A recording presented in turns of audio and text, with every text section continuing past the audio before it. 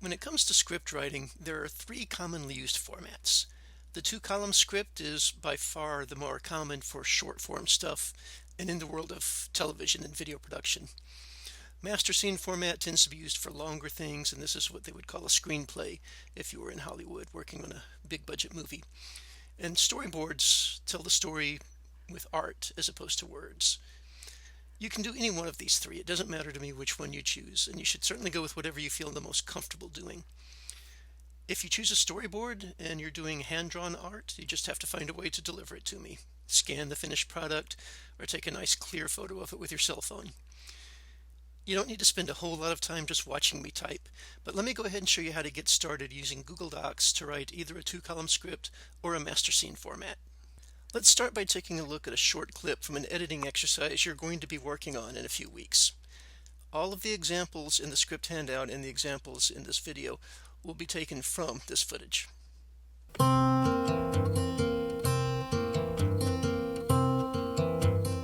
Hello, I'm Scott and welcome to my kitchen. Today we'll be talking about how to make the perfect cup of cappuccino. We'll start with filtered water, fresh roasted coffee beans, and a little splash of milk. The fresh roasted coffee beans are really important. The best way to tell that your coffee beans are fresh is by looking at them. Now here on the counter we have several different roasts. We have a light roast, a medium roast, and a dark roast. So now that we've got our three roasts here, how do we know which one's the freshest? The best way to tell is by looking at the surface of the bean. When beans are roasted, it brings to the surface oils. When those oils have been exposed to the air for a long time, they start to turn rancid and it can affect the coffee flavor. So we want to be sure that we're having a nice healthy coating of oil. Even on this dark roast we can see there's still a nice sheen on there. We know that these are fairly freshly roasted. If we look at this lighter roast, the beans look a bit drier. We can tell that this one's probably been around for a while. I like to work in Google Docs just because it means I can work wherever I happen to be at the moment. So I'm logged into my Google account. I'm just going to open up Google Docs and start a blank document. Don't worry about figuring out where to save it later. So this is going to be a two-column sample script. Alright, so I always like to start just by throwing in a couple of empty lines at the top. I'll be able to come back and fill that in with my name and all that sort of stuff. And then just from the insert menu, I'm going to select table and then a two-column table, and I usually start with like 2 by 10 or so. Alright, so now I can come in and put sample script by Tom Kelly. The left-hand side of a two-column script is always video. The right-hand side is always audio. You can, if you want, include a third column that would be runtime if you need to specify how long something's going to be up there. And then it's just a matter of describing shot by shot what's going on.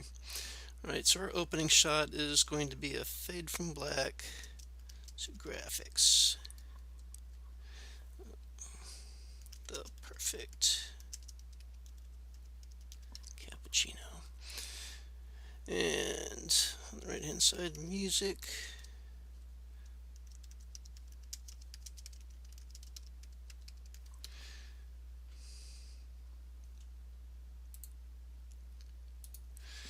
I'm not the world's greatest typist.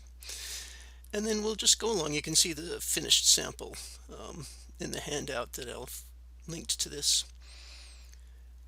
Every row is a shot, right? So every time that there's a change in what you're seeing, there should be a new entry. Every time there's a change in the audio, there should be a new entry. You don't necessarily need to put every word on here, right? So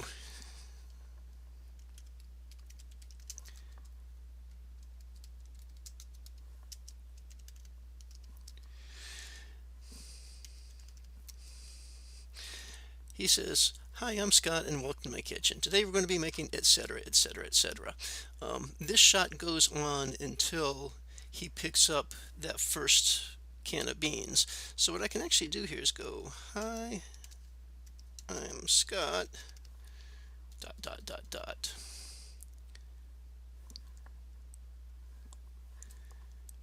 And then we know that it will continue, right? And then the next shot is our cut to close up light beans.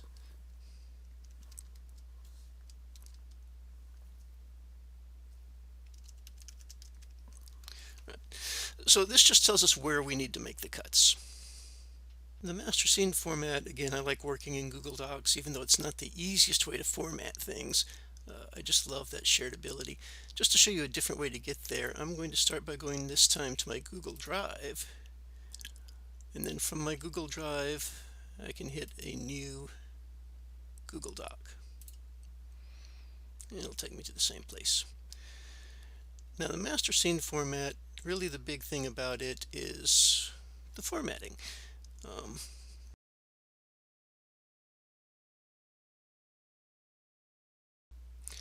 Alright, so I've cheated here. I've copied and pasted the text that I've already written. But what we're interested in is a couple of things here. So the initial scene, the location, is always in all caps. The other thing is that whenever something new appears that's important, like the fact that we have the coffee beans, the coffee grinder, the cappuccino machine, related things, these are all in caps to call attention to them, but they only have to be in caps the very first time. Also in the description, the first time we see a character name, it's in all caps. It will continue to be in all caps if it's a header indicating dialogue, but if it's just in a subsequent description, it does not have to be. Okay. So this is our opening dialogue, or our opening description, right? And it's just regular text, no special formatting. This is a chunk of dialogue here. Now again, Scott's name has to be in all caps anytime it precedes dialogue. And if there's a note to the talent, these are called parentheticals because they appear in parentheses and they come underneath. And then here is the dialogue that he's going to say. Right. Now these two need to be centered, and that's easy enough to do. We'll center that. Dialogue is indented both from the left and the right, so I'm going to highlight that. And then this is just a little bit tricky in here, so I'm going to go to formatting, under align and indent. I'm going to go to the very bottom here. This is indentation options, and then I'm going to up my indent so it'll be 2 inches from the left and 2 inches from the right. Right. So you end up with this as a skinny little column in the middle of the page. Maybe that's a little more than I need to. Format, align and indent, indentation options. Let's see what that looks like with 1 inch. I think that's pretty usable.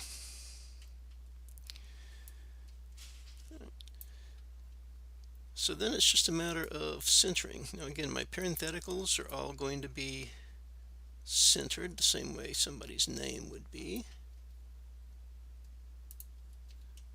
I could do this with the keys, but then you wouldn't see the work in progress.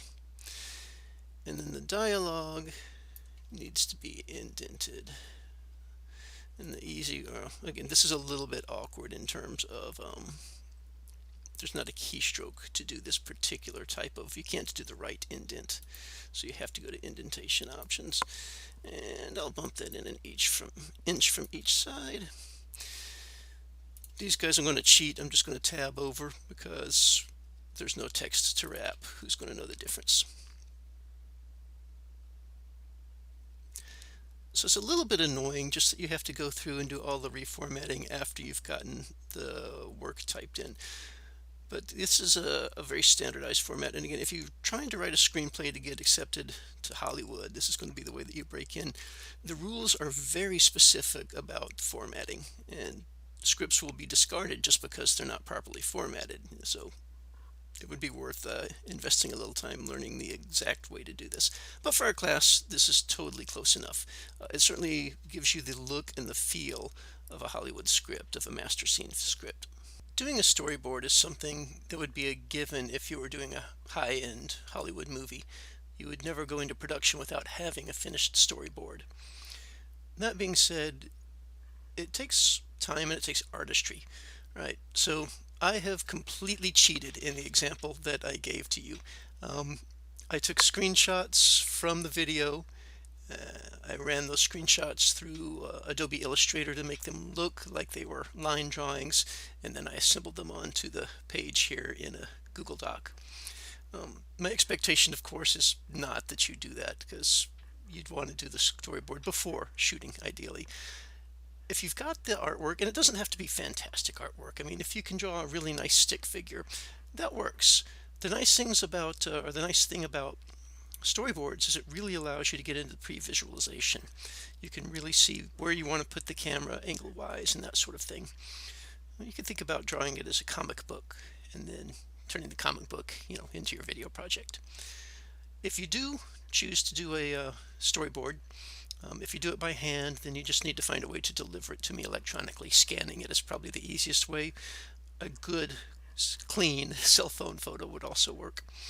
There is storyboard software out there, numerous free storyboard apps that you can download and try, and there are a couple of them that are even web-based. I'll see what I can do about putting a list of some things together you can try. Those are all based on templates and clip art, but hey, it's a place to start anyway.